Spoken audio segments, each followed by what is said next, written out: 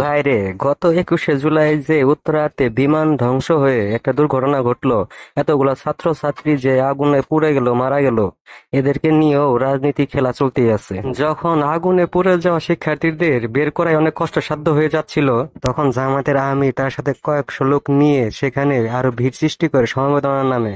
এর ফলে আহত ছাত্রছাত্রীদের হাসপাতালে নিয়ে যেতে অনেক বিভ্রান্তিতে পড়তে হয়। ভাই, আমরা বাঙালিরা মরা নিয়েও রাজনীতি করতে ভালোবাসি।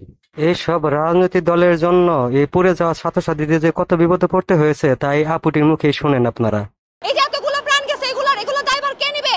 আমরা ওইখানে ক্লাস করি, প্রতিদিন উপর দিয়ে একটা একটা বিমান আসে যায়। ভাই, এগুলা কি আমরা ওইখানে স্ট্রাগল করতেছি যেন আমরা রোগীদেরকে ঢুকাইতে পারি ভিতরে?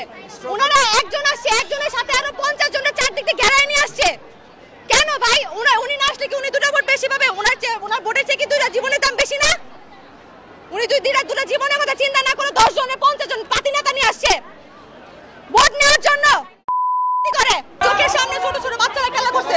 এটা কেন হইতাছে? পাইলটের দোষে নাকি বিমানের দোষে? কারণটা কি? কোন রিজন হইতাছে? কয়েকদিন আগে ইন্ডিয়াতে ইন্ডিয়ান এয়ারলাইন্স ক্র্যাশ হইলো। এগুলোর রিজন কি? কেন হইতাছে এগুলা? এগুলা কোনো রিজন আছে? এই যে এতগুলো প্রাণ গেছে, এগুলো দায়ভার কে নেবে? কলেজ নেবে নাকি সরকার নেবে নাকি বিমান বাহিনী নেবে? আমরা ওইখানে ক্লাস করি, প্রতিদিন উপর দিয়ে একটা একটা বিমান আসে যায়। সবসময় আমরা মানে এমনিতে তো ডিস্টার্ব হয় যে উপর দিয়ে বিমান যেতেছে, আওয়াজ হয়, তাও এটা মানা যায়। এটা কি বুঝার মতো?